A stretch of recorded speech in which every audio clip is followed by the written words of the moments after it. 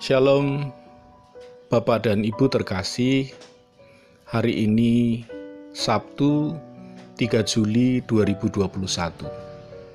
Mari kita bersama mengikuti renungan harian yang dikeluarkan oleh Sinode Gereja Kristen Aukumene di Indonesia atau GKO dengan berpedoman pada pola pembacaan Alkitab 4M. Untuk itu mari kita bersama satu di dalam doa. Bapa Maha Kudus, kami bersama membuka hati untuk kebenaran firman-Mu yang kami terima hari ini. Dalam nama Tuhan Yesus kami berdoa menerimanya. Amin.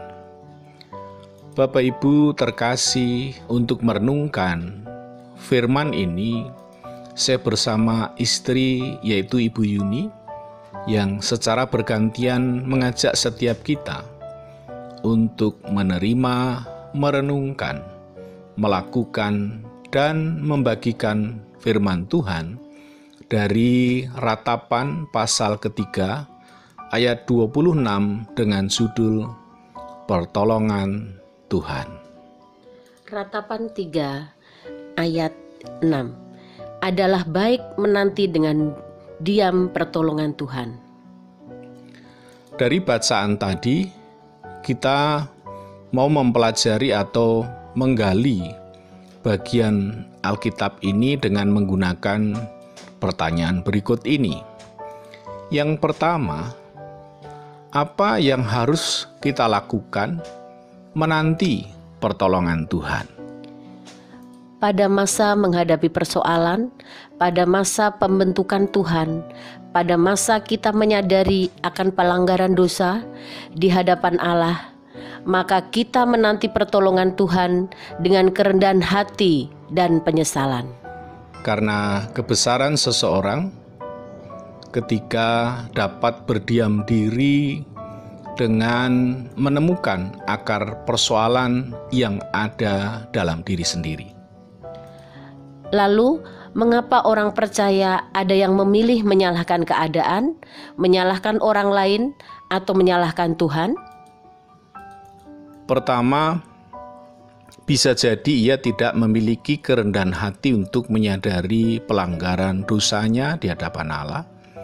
Kedua, bisa jadi ia tidak memiliki penyesalan, tidak memiliki rasa malu, dan tidak memiliki pengharapan. Maka hidupnya tidak bisa berdiam diri dan bersabar. Ketiga, bisa jadi hidupnya hanya mengandalkan kekuatannya dan kemampuan dirinya sendiri, maka tidak bisa berdiam diri.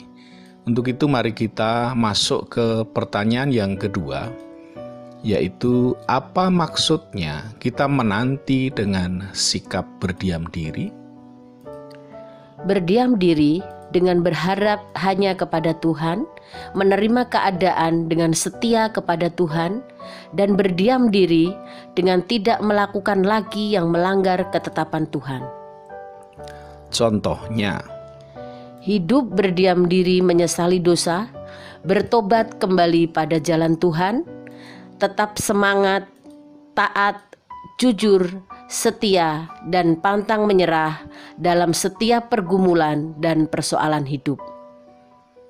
Apakah mungkin kita dapat menantikan pertolongan Tuhan dengan benar?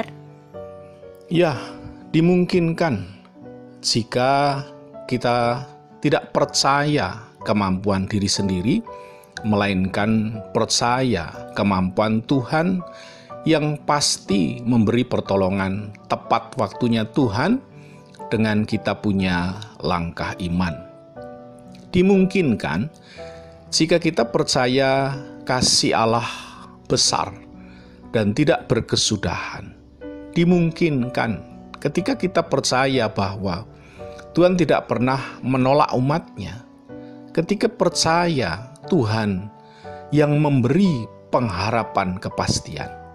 Dan dimungkinkan kita dapat menanti pertolongan Tuhan dengan benar karena Tuhan pengasih dan penyayang yang mampu mengubah persoalan, kemustahilan menjadi mujizat dahsyat tari-tarian ketika kita tetap semangat, ketika kita melakukan tugas bagian tanggung jawab kita dengan setia di hadapan Allah.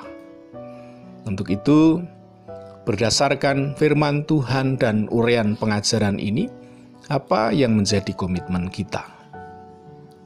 Yang menjadi komitmen kita adalah: pertama, hidup dalam penyesalan diri akan pelanggaran dosa kita. Yang kedua, berdiam diri menanti pertolongan Tuhan dengan melakukan bagian tugas kita sesuai firman. Dan yang ketiga, hidup berjuang untuk menjadi berkat bagi kehidupan lainnya.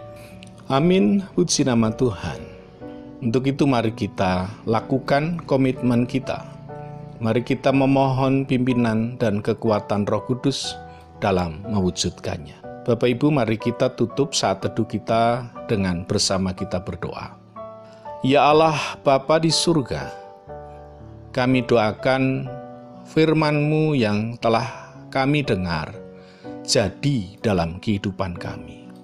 Kami juga berdoa bagi siapa saja yang mendengarkan renungan hari ini, agar kami semua dapat menanti pertolongan Tuhan dengan benar, sehingga kami semua hidup dalam kehendak perkenanan-Mu. Dalam nama Tuhan Yesus yang hidup dalam kehidupan kami telah berdoa menerimanya. Amin.